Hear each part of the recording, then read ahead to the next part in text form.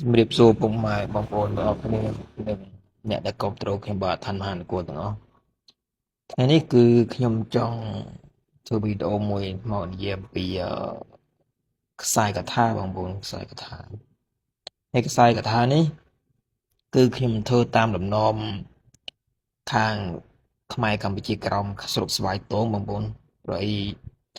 ខាងខ្មែរក្រោមខាងស្រុកស្វាយតងនេះនៅកន្លែងខេត្តផ្សេងគឺខ្ញុំអត់ដឹងទេតាំងពីខ្ញុំធំមកឃើញចាស់គ្រូពីមុនលោកផ្ទាក់ខ្សែកថាបែបនេះហើយនឹងគេធ្វើកថាខ្សែមួយមិនដូចនៅខាងកម្ពុជាថា3ជួរ4ជួរឬក៏108គ្រាប់អញ្ចឹងណានឹងទៅតាមគ្រូនីមួយទៅខ្ញុំមិននិយាយថាគេខុសគេអីទេណាបងប្អូនណាកុំយកច្រឡំអីក៏តែខ្ញុំចង់បង្ហាញថាខាងស្វាយតងលោកគ្រូខាងស្រុកស្វាយតងខាងកម្ពុជាក្រោមហ្នឹងគាត់ចារកថាហ្នឹងភាគច្រើនគឺកថាមួយក្របហ្នឹងបងប្អូនមួយក្របហើយក្នុងមួយខ្សែហ្នឹងប្រហែលមាន5គ្រាប់7គ្រាប់12គ្រាប់ទៅតាមលោកគ្រូនីមួយទេណាទៅតាមខុសគ្នាអញ្ចឹងប៉ុន្តែខ្ញុំធ្វើ5គ្រាប់ហើយកថានេះគឺសម្រាប់ខាងការពីមន់ខ្មៅអំពើអំពន់នេះជាដើមព្រៃលោកគ្រូរបស់ខ្ញុំគាត់ខាងព្យាបាលជំងឺអញ្ចឹងណាក៏មានបងប្អូនខ្លះត្រូវពពួកអមនុស្សបៀតបៀនឬក៏គេផ្ចាញ់ផ្ចាឬក៏ខាងផ្លូវក្នុងផ្លូវងឹតអីហ្នឹងគាត់ខ្លាចគាត់ត្រូវធ្វើអញ្ចឹងទៅទុកសម្រាប់អ្នកជំងឺមកគេត្រូវកាយហ្នឹងយើងមានភាគច្រើនគឺចាសម្រាប់ខាងការពីនឹងឯងហើយដូចខ្ញុំនិយាយអញ្ចឹងវីដេអូនេះគឺចង់មកបង្ហាញថាខ្សែកថានៅខាងស្វាយតងបងប្អូនខាងស្វាយតងខាងកម្ពុជាក្រោមហ្នឹងគឺគាត់តាក់ខ្សែបែបនេះឯងអានេះខ្ញុំទៅតែរៀនធ្វើទេព្រោះចាកថាចេះចាយកប៉ុន្តែត្រង់ថាបតិខ្សែហ្នឹងមិនសូវចាប់អារម្មណ៍មិនសូវរៀនគឺថាវាងាយស្រួលពេកអញ្ចឹងមិនសូវចាប់អារម្មណ៍ប៉ុន្មានហើយគាត់ធ្វើវីដេអូបង្ហាញបងប្អូនថាបតិខ្សែហ្នឹងខាង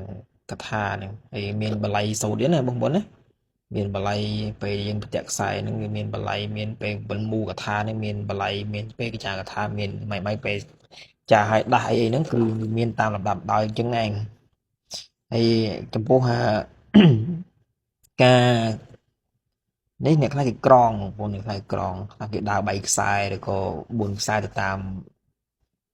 អ្វីដែលគេចង់ធ្វើអញ្ចឹងណាទៅតាមគ្រូនីមួយគឺគ្រប់គ្នាតែក្នុងវីដេអូនេះគឺខ្ញុំគ្រាន់តែចង់បង្ហាញថានៅខាងស្វាយតងឬក៏លោកគ្រូដែលខ្ញុំបានជួបលោកគ្រូដែលខ្ញុំធ្លាប់បានឃើញលោកគ្រូចាស់គាត់ធ្វើអញ្ចឹងគឺភាគច្រើនគឺខ្សែមួយហើយបតិបែបនេះឯងបតិបែបនេះប៉ុន្តែគឺលោកគ្រូខ្លះគាត់មានស្នាដៃស្អាតទេណាហើយខ្ញុំក៏ទៅតែរៀននេះថាក្រងវាមិនសូវស្អាតទេបតិខ្សែនឹងមិនមែនក្រងបតិគេប្រើតែខ្សែតែបញ្ចុកម៉ូតូនេះឯងគេបតិហើយចំពោះក្របកថាហ្នឹង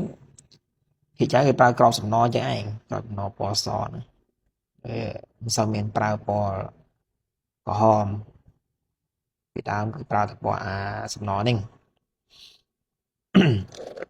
มันគឺតាមការស្នៃរបស់គ្រូមួយណាគឺខ្ញុំហ្នឹងគឺខ្ញុំគ្រាន់ចង់បង្ហាញថាខាង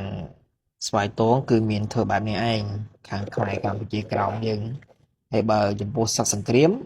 គឺមានចាកថាបៀមនៅមាត់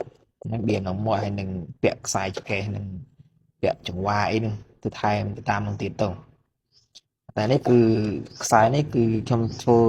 មកខ្សែនេះមាន5គ្រាប់ហើយសម្រាប់ការពារមុនខ្មៅពើពន់ឬក៏ខាង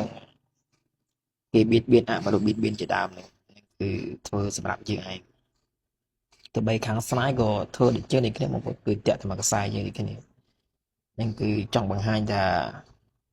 ខាងស្វាយតូចហ្នឹងគឺធ្វើបែបនេះឯងបងប្អូនធ្វើបែបនេះហើយសូមបញ្ជាក់ម្ដងទៀតថាទៅបី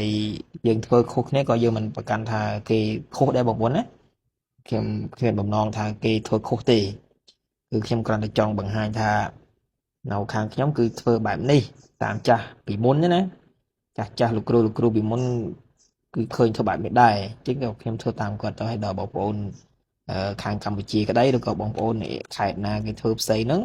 ទៅតាមនោះទៅគឺខ្ញុំមិននិយាយថាគេធ្វើខុសទេ vậyការសិក្សានិងគ្រូវាផ្សេងគ្នាចឹងណាការសិក្សាអំពីគ្រូក៏មានផ្សេងគ្នាបែបបទនៃការធ្វើក៏មានផ្សេងគ្នាតែមានដំណំក៏ផ្សេងគ្នាទៅតាមនោះដែរនេះគឺខ្ញុំក៏ចង់បង្ហាញបងប្អូនឲ្យស្គាល់ឬក៏ឲ្យឃើញនៅចំណុចមួយនៃវប្បធម៌ក៏ដូចជាចំណេះដឹងនៅខាងស្វាយតងនៅខាងកម្ពុជាក្រោមពេលដែលគេធ្វើកថាហ្នឹងគឺធ្វើបែបនេះឯងខ្សែកថាគឺចង់បែបនេះឯងសូមអរគុណច្រើនសម្រាប់ការទស្សនាវីដេអូមួយនេះសង្ឃឹមថាបងប្អូននឹងយល់និងសូមអធិស្ឋានផង